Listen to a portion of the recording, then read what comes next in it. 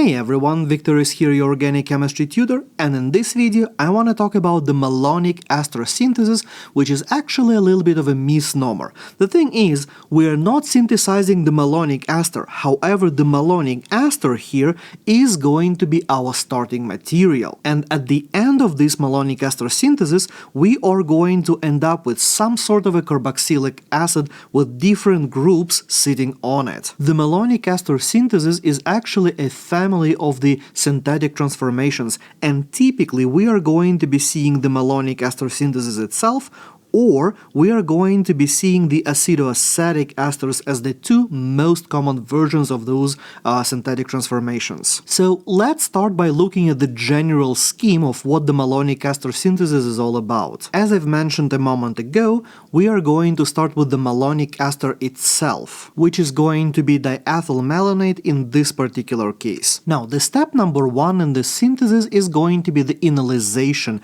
where we are going to deprotonate our malonic ester and form the corresponding enolate. Now, since the enolate is a nucleophile, we can then proceed with the reaction with an electrophile, which is typically going to be some sort of alkyl halide. And as a result, with our reaction with an electrophile, we are going to make a new carbon-carbon bond between the carbon in between our carbonyls and whatever it is we're bringing with our electrophile. Now, from this point, we can either do another cycle of the enolization and the reaction with an electrophile, adding the second alkyl group to our molecule, followed by the hydrolysis and decarboxylation, giving us the final product, the carboxylic acid, with two new groups over here. Or we can do hydrolysis and decarboxylation after step number 2 and end up with the molecule with only one alkyl group. And of course, the pathway that you are going to choose here will depend on the nature of the molecule that you are trying to synthesize. And since this entire pathway has a lot of steps and moving parts, let's look at each step individually and make sure that you understand everything that you need to know about each of those steps. And the first part in this process is of course going to be the enolization process. If we take the malonic ester and treat that with a base like ethoxide, then we can quite easily pull off the proton from the position in between our carbonyls, giving us our enolate, which is very well stabilized by resonance, so we can draw a couple more resonance structures over here, which I'm not going to do for the sake of time. But do make sure that you can draw them on your own. Now, the important thing about this proton transfer is that it is nearly quantitative, meaning that we have virtually 100% of our enolate. We have a complete enolization. The pKa of the malonic ester is about 13, and the conjugate acid that we get in this equilibrium, ethanol, well, the pKa of that guy is about 16, which means that we can estimate equilibrium constant in this reaction as 10 to the power of our pKa of the conjugate acid, which is 16, minus our actual acid, which is 13, giving us 10 to the third power, which is a fairly large equilibrium constant for a reaction, which means that we have predominantly our final product, our enolate, and only a negligible amount of the starting material left, which is pretty cool because we do not need to use any strong bases in our sequence here. There is, however, a catch. There is something very important that we need to remember about the nature of the base that we are using in this case. The base, in this particular case that is going to be ethoxide, must match whatever ester we are using. So if we have an ethyl ester, we need to be using the ethoxide as our base. And this requirement comes from the fact that we have a competing acyl substitution equilibrium here. If I take any kind of ester, malonic ester or any other ester, the nature of the ester doesn't matter, and I bring in a nucleophile, well, in this case, my nucleophile can do a nucleophilic attack on my carbonyl, which can potentially cause a transesterification or even hydrolysis reactions. But if my nucleophile over here is the same group as what I have in my ester, then the result of the nucleophilic attack and the acyl substitution is going to be just the starting material itself. So if our base matches our ester, then the competition that we have here with the acyl substitution is not really going to give us any new products, so we can ignore that altogether. Now, the next part in the mechanism is the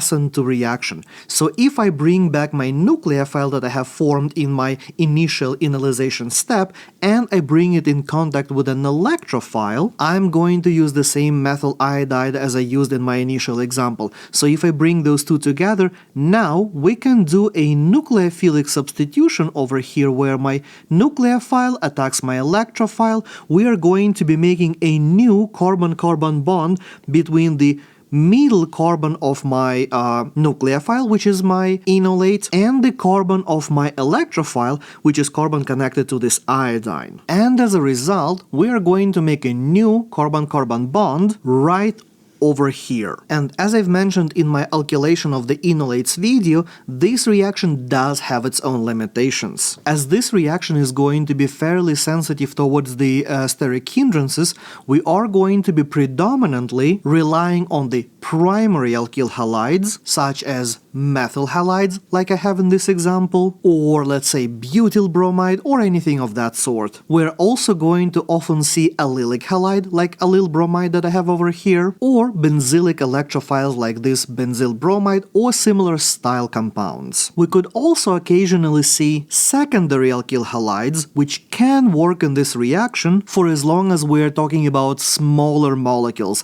like let's say isopropyl bromide or something like that. And like in the case with any SN2 reaction, tertiary alkyl halides, like let's say terbutyl bromide, those guys are a no-go for us. So primary, allylic and benzylic are the best electrophiles, smaller secondary alkyl halides are okay, and the tertiary alkyl halides, they are extremely bad for our purposes and do not work. Now, as I've mentioned before, we can do the enolization followed by the SN2 reaction once, or we can do this cycle of 2 steps twice. So if I wanted to add the second alkyl group to my molecule, I will take the product of my first 2 steps, I will enolize that one more time to recreate an enolate, which is going to be my nucleophile, and now when I have a new nucleophile, I can react with another alkyl halide, which can be exactly the same molecule from before, or I can do something different. Let's say I will take butyl bromide in this case, so now my nucleophile going to react with my butyl bromide, in this case making a new bond between the carbon in between my carbonyls and the carbon with the bromine over here, giving me a product looking like this, where the new bond that I have just created is right over here, and I'm going to symbolize it with a new bond like that. So this way you can make really complex molecules by just repeating the same steps over and over again until you have 2 completely different groups. And so now, when we have added one group or we have added 2 groups, doesn't matter depending on what you want to do. Now when we have that, we are going to move to the next phase of our synthesis, which is going to be the decarboxylation reaction. And in order to have the decarboxylation happening, we, well, need to have the carboxylic acid. There are 2 methods that we can potentially use to make a carboxylic acid out of our ester. One is going to be purely acidic conditions, where we are going to start by hydrolyzing our ester. So let's say I'm going to take this more complex molecule from my previous example and treat it with aqueous acid. Well, in this case, we have 2 ester groups, and both of those ester groups are going to be hydrolyzed, giving us the malonic acid itself. And mechanistically speaking, the way it works, we are going to start by protonating our ester, giving us the following intermediate, which is going to be fairly electrophilic, which going to do the nucleophilic attack from our water, which is the only suitable nucleophile that we have currently floating around, giving us the corresponding tetrahedral intermediate, which will undergo a couple of proton transfer steps, turning an alcohol portion of what used to be our ester over here into a leaving group. So now we can kick that leaving group out with the help of one of our oxygens. So this goes here, this goes here, making essentially a protonated carboxylic acid over here, which we are of course going to deprotonate with water or whatever else we have floating around. So this part goes here and pulling this proton off, and then we are going to do exactly all the same steps for our other ester on the other side, eventually giving us our dicarboxylic acid or malonic acid, if you want to call it this way. And yeah, that whole mechanism is going to be very long and tedious, especially if you have to draw it on the exam. But nonetheless, it is still a good idea to know how it works, because as I said, you might as well see that on the test or homework or any other assignment where you need to show the entire mechanism for those reactions. So now, when we have our carboxylic acid over here, I'm going to draw it on the bottom of the page, so now we can do our decarboxylation step. And while I do have a dedicated video on the decarboxylation of carboxylic acids, let's review how it works here real quick as well. To make it a little bit easier for me to show the mechanism, I'm going to rotate one of my carboxylic acids in space, showing it like this, so my OH group of one carboxylic acid is right next to the carbonyl of the other carboxylic acid. So now we can easily show the flow of electron density, like so, resulting in an enol intermediate, which going to undergo a quick keto-enol tautomerization, giving us our final product, the carboxylic acid, that has all these extra groups that we have added to it during our synthetic procedure. Now, in addition to purely acidic conditions, we can do the decarboxylation in what we can refer a mixed conditions approach. So in the mixed conditions, we are going to start with the same starting material, of course, but instead of doing the acidic hydrolysis, we are actually going to be doing the basic hydrolysis, which sometimes is referred to as saponification reaction. In this case, our hydroxyl is going to react with our carbonyl right away, giving us our tetrahedral intermediate,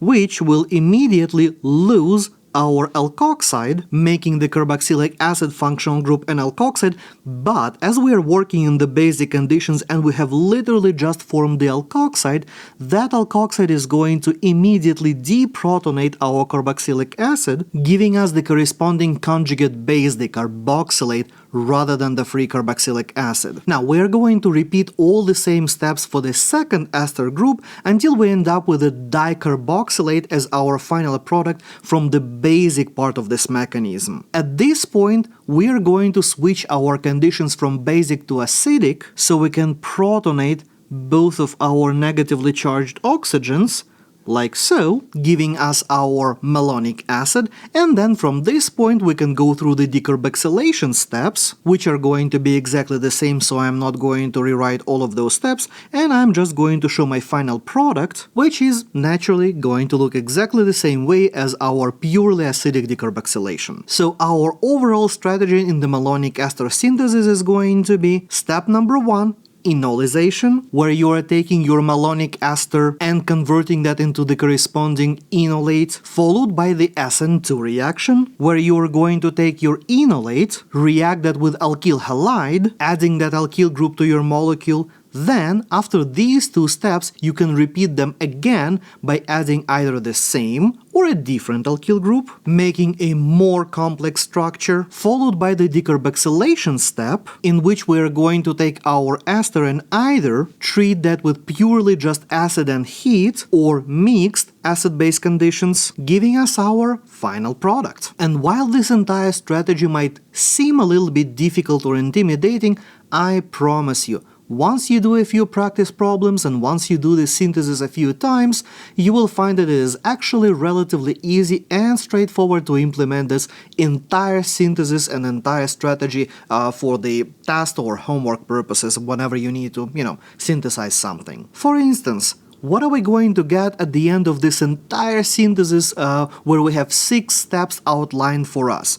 It might look intimidating, but let's break it down step by step. We have malonic ester as our starting material, and the first step in this reaction is reaction with sodium ethoxide. Sodium ethoxide is a base, so we are going to have an enolization as our first step, giving us a corresponding enolate looking like this. Now, step number 2, we are reacting our enolate with the butyl bromide. Enolate is a nucleophile, butyl bromide is going to be an electrophile, so if I bring those two species together, then my nucleophile is going to react with my electrophile, making a new carbon-carbon bond between this atom and this one, making the following molecule. Now, the next step that we have over here is again a reaction with sodium methoxide.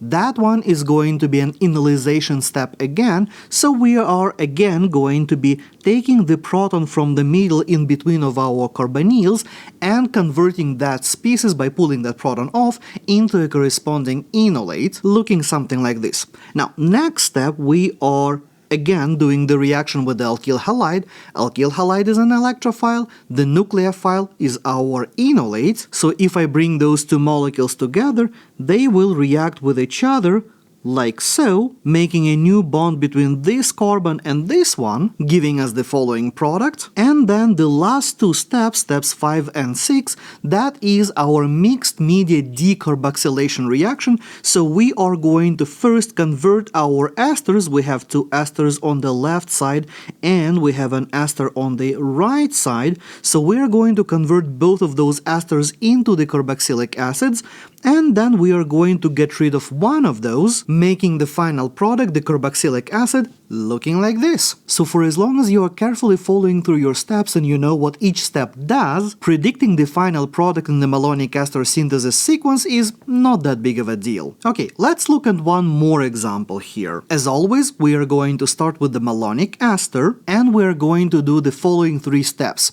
Now, this synthesis is a little bit easier, it's shorter, so we should be able to go through that a little bit quicker. So the first step here, like in the previous case, is going to be the enolization, which means that we are going to pull off one of these protons over here and make the corresponding enolate.